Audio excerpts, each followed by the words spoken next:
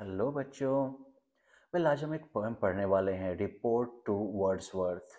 Author का नाम boy Kim Chang.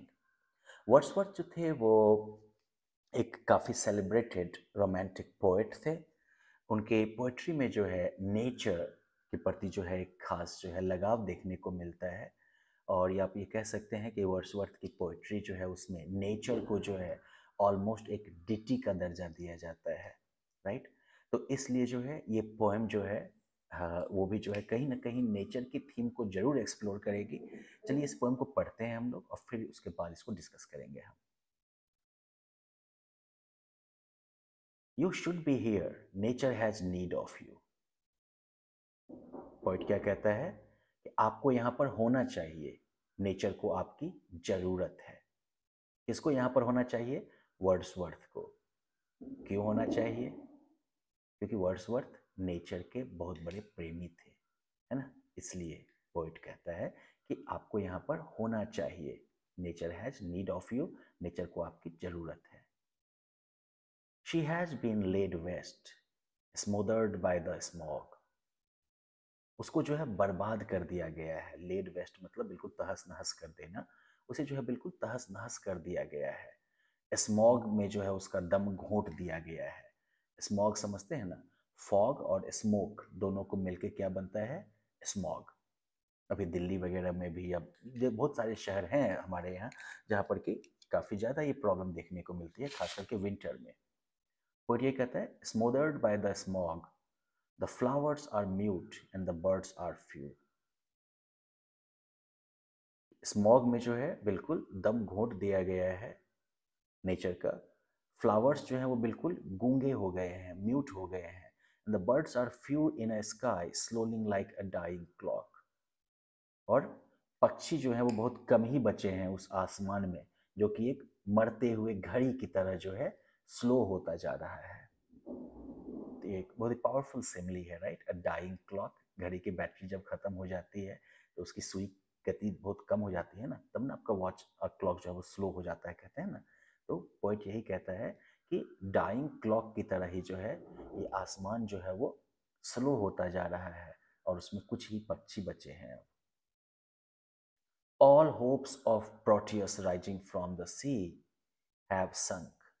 Proteus, he is the god of sea, a very powerful image, right? तो poet क्या कहता है कि प्रोटियस के जो है,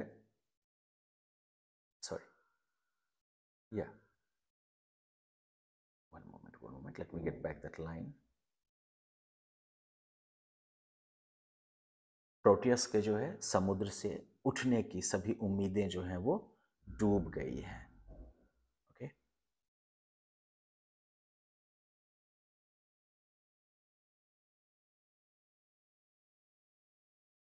ही is entombed in the waste. समुद्र में जो कचरा है उसी में जो है उस वो दब गया है। टुम का मतलब जानते हैं ना? कब्र होता है, मकबरा होता है। और कह सकते हैं कि समुद्र में जो कचरा फेंका गया है उसी में बेचारा ये जो है प्रोटियस जो है वो दब गया है। वो उसी के नीचे जो है वो मर के दफन हो गया है। We dumb, Triton's notes struggle to be free. Triton again another. तो ट्राइटन जो है it's another like sea god. और ट्राइटन का जो फेमस हॉर्न है वो लगता है कि चोक हो गया है, बिल्कुल जो है वो बंद हो गया है एकदम से। हिज आइज आर डेज्ड, उसकी आंखें जो है बिल्कुल डेज्ड हो गई, जैसे कि बहुत ही नशे की हालत में हो, है ना। आंखें जो है बिल्कुल उसकी सुस्त हो गई हैं।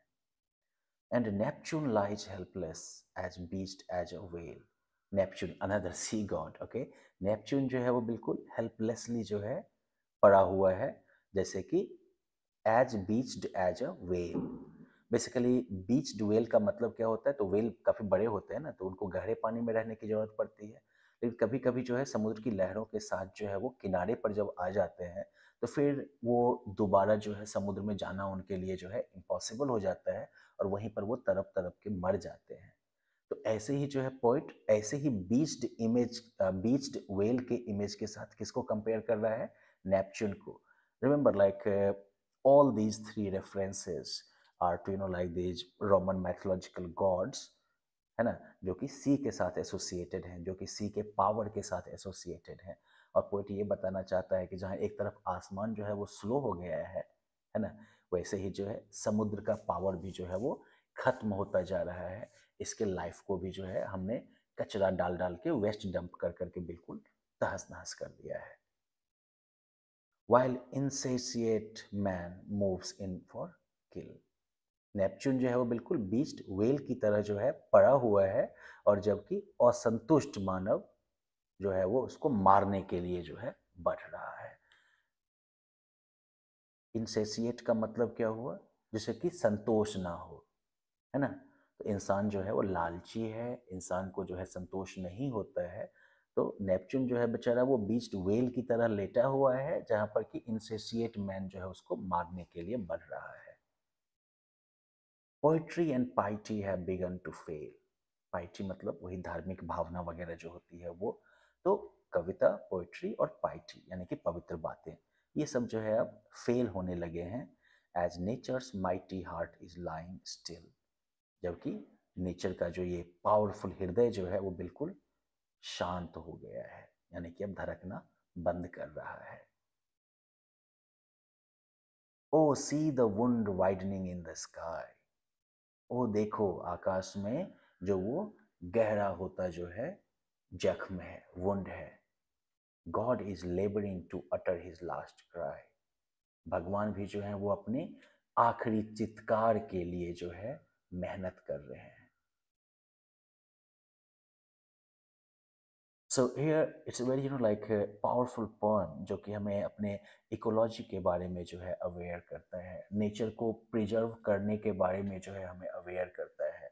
पोइट जो है वर्ड्सवर्थ को इसलिए इवोक करता है क्योंकि वर्ड्सवर्थ की पोइट्री में नेचर का सेलिब्रेशन हमें देखने को मिलता है। लेकिन साथ ही साथ पोइट जो है वो पावरफुल इमेजरी के जरिए ये दिखाना चाहता है कि कैसे हमारे ह्यूमन एक्शंस ने या फिर हमारे ह्यूमन ग्रीड ने नेचर को जो है पूरी तरह से तबाह कर दिया है ना। हमने जो है ना तो आसमान को छोड़ा है, ना ही हमने जो है समुद्र को छोड़ा है। और नेचर, पोइट जो है वो नेचर को गॉड के साथ भी इक्वेट करता है यहाँ पर, है ना। और वो दिखाना चाहता है कि जैसे जैसे नेचर का हृदय जो है वो धड़कना बंद कर रहा है, यानी कि नेचर जैसे जैसे मर रही है, वैसे ही जो है गॉड भी जो है वो अब खत्म होने वाले हैं, क्योंकि अगर नेचर नहीं तो कुछ भी नहीं, right? So this is a very powerful and I would say inspiring poem, which uh, motivates us, or that inspires us to like be more concerned about our earth, its ecosystems, right? And try to act in a more responsible manner, right? हमसे जो है ज़्यादा जिम्मेदारी भरे व्यवहार की भी जो है अपेक्षा की जाएगी जब हम इस पोएम को पढ़ लेते हैं। तो आई होप कि आपने ये पोएम समझ लिया है।